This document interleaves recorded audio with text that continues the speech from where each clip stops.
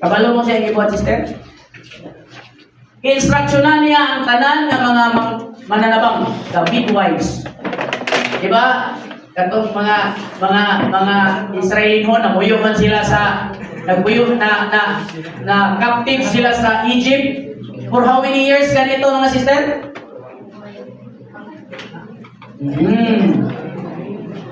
Ilang ito katuig na captive sila sa Egypt?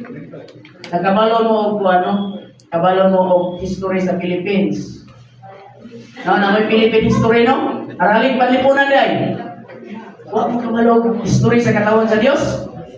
Well, na-captives ang Israelites sa Egypt for more than 400 years. Almost 430 years. And then, sadya mo exit na sila mga igsoon sa Egypto, kaya mubalik sila dito sa yutang isaad sa Dios.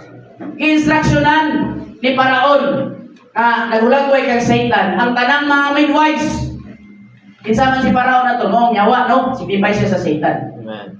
Nga tanang mga batang lalaki nga ianak sa mga Israelinhon, pamatyon.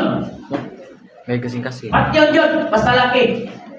Karon mga igsoon, ang kamilagruhan sa nahitabo kay ining makakita ang mga mananabang sa mga Hebrewanon nga mga batang lalaki ni katawran, mga basbog naman dito.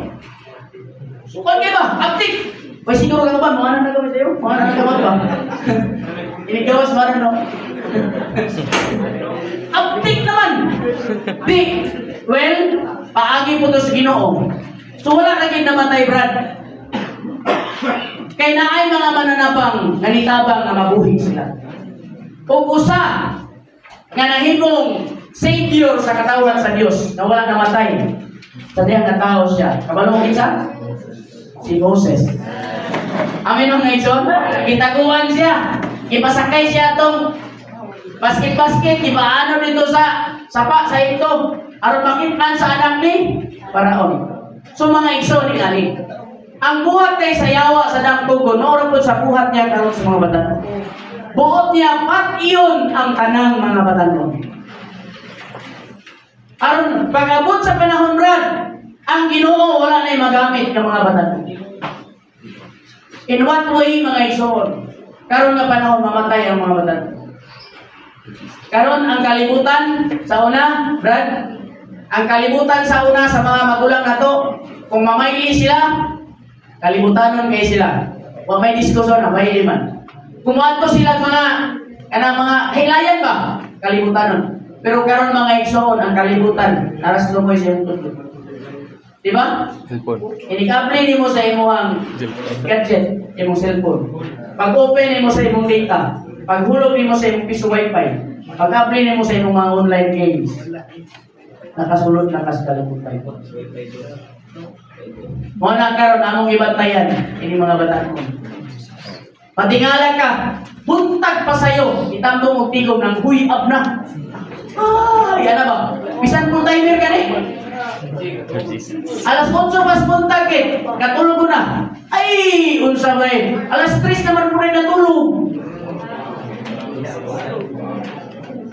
Ito ang isa sa YouTube University. Mga igsoon, actually karon. Kabalo mga igsoon, i-share ni Nay Blending Brothers ani nag-share, Brad. Karon, Brad, ang tanang mga creator karon sa kining atong social media. Gikan sa TikTok, online games, tanan. Ibuhat na ang mga platforms mga igsoon. Aron suyupon ang tanan natong kusog ug tanan natong panahon. Aron mamatay ta ug wa na tay kusog. Imagine mga igsoon, di ba, og maminaw kag mensahe, Brad. Karon usang oras na ko abi. Ha? Kanang maminaw kag mensahe sa meeting, usang oras laay na kayo. Pero kanang usang oras ba mag-TikTok ka, magtanaw ka sa imong Facebook. Dali ra gi sister no. Dira ka gawin. 2 oras na iwan mo na ko kapalit ko. Ingani may isod daghang kay ang asawa naman sa DSWD.